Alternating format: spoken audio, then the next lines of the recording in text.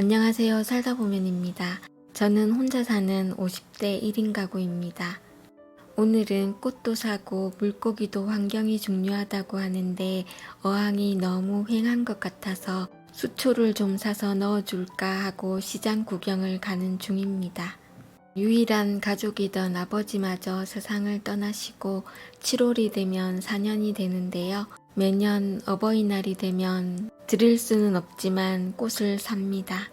누구를 위해서라기보다는 내 자신을 위해서라고 해야 할까요? 아무것도 안 하는 것보다는 훨씬 마음이 편해집니다. 많은 분들이 혼자 살면 외롭지 않냐라든지 심심하지 않냐고 물어보시는데요.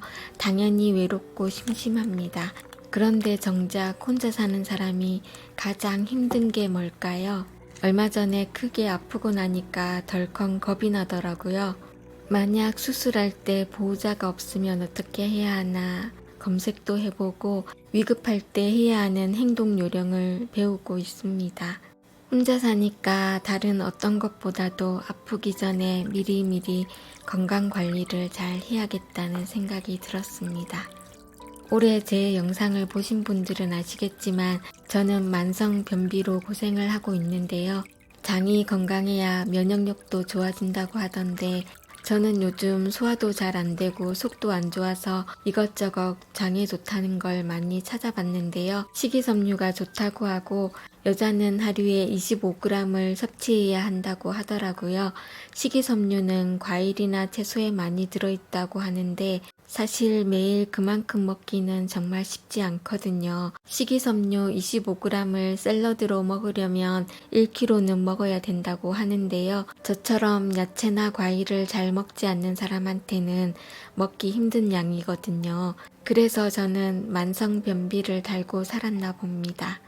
이런 고민을 하던 중에 마침 곡물도감에서 식이섬유 가득 비움두유라는 게 출시되었다고 합니다. 두유에 식이섬유가 무려 15g 고함량으로 들어있어서 매일 채소나 과일을 챙겨 먹기 힘들 때 마시기 좋고 식이섬유 15g은 푸른 25알, 바나나 7개, 사과 9개, 그리고 샐러드 600g하고 비슷한 양이라고 합니다.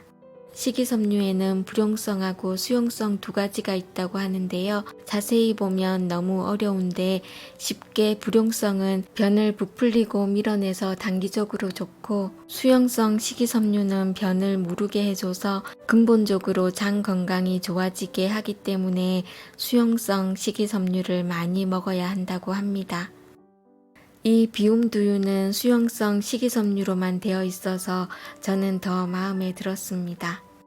그냥 마셔도 약간 미숫가루 같기도 하고 달달하고 맛있는데요. 맛은 달달하지만 당류하고 칼로리도 낮은 저당 두유이기 때문에 매일 마셔도 괜찮을 것 같더라고요. 특히 바나나랑 비움두유랑 궁합이 찰떡입니다. 매일 바나나 반개랑 비움두유랑 갈아서 일주일 동안 마셔봤더니 요즘은 신기하게도 화장실을 너무 잘 가고 있습니다. 확실히 식이섬유를 많이 먹으니까 장이 좋아져서 그런지 변비도 많이 나아져서 앞으로도 계속 꾸준히 마실 생각입니다. 저처럼 평소 과일이나 야채를 잘 안 드시는 분이나 변비로 고생하시는 분, 다이어트 중이신 분들께 추천드리고 싶습니다. 지금 곡물도감에서 이벤트를 하고 있으니까요. 고정 댓글과 설명란 참고해 주시고요. 그리고 곡물도감 서리태 콩물두유를 정말 좋아하시는 분들이 많으시잖아요. 이번에 같이 이벤트를 진행하고 있으니까요. 꼭 확인 부탁드립니다. 오늘 걷기도 할 겸 밖에 나갔다가 시장에서 묵을 봤는데 갑자기 먹고 싶더라고요. 그래가지고 사가지고 왔는데 뭔가 2% 부족한 느낌이라고 할까요?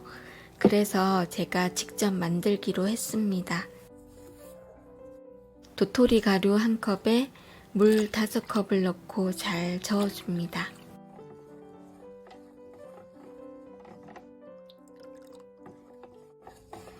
소금 1티스푼 넣어줍니다. 도토리묵 만드는 방법은 의외로 간단하거든요. 그런데 좀 귀찮긴 합니다.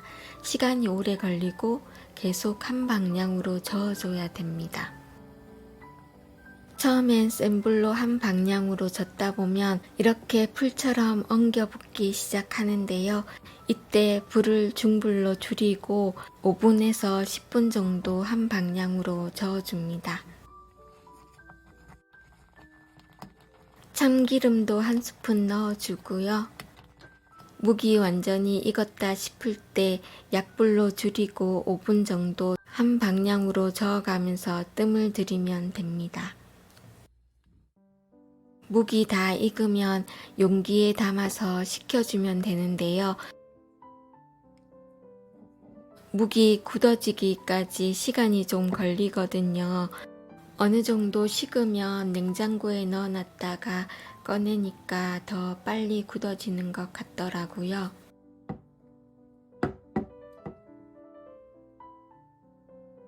이렇게 도토리묵이 완성이 됐고요.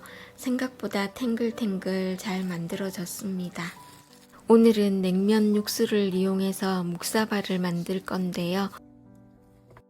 우선 김치에 설탕이랑 참기름을 넣고 조물조물 묻혀줍니다.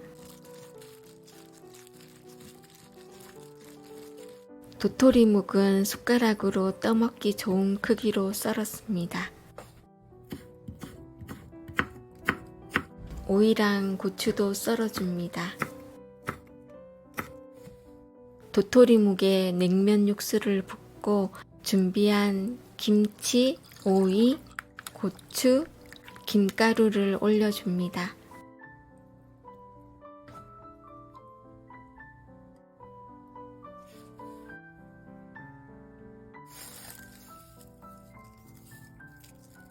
마지막으로 깨소금을 뿌려주면 맛있는 묵사발 완성입니다.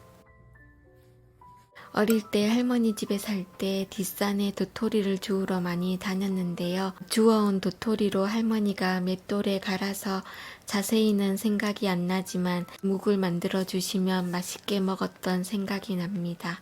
아무래도 시장에서 파는 건 중국산 도토리가 많고 집에서 직접 만든 것하고는 비교가 안 되잖아요. 약간 떫으면서 탱글탱글한 것이 정말 맛있었고요. 잊고 있었던 추억까지 소환해서 더욱 맛있게 느껴졌습니다. 막상 여기저기 아프고 보니까 요즘은 건강에 대한 걱정이 크더라고요. 일단 건강해야 뭐든 할 수 있나 봅니다. 건강할 때 미리미리 건강 잘 챙기시고 있을 때 잘하자라고 다시 한번 외쳐봅니다. 오늘도 시청해 주셔서 감사하고요. 다음 영상에서 뵙도록 하겠습니다. 감사합니다.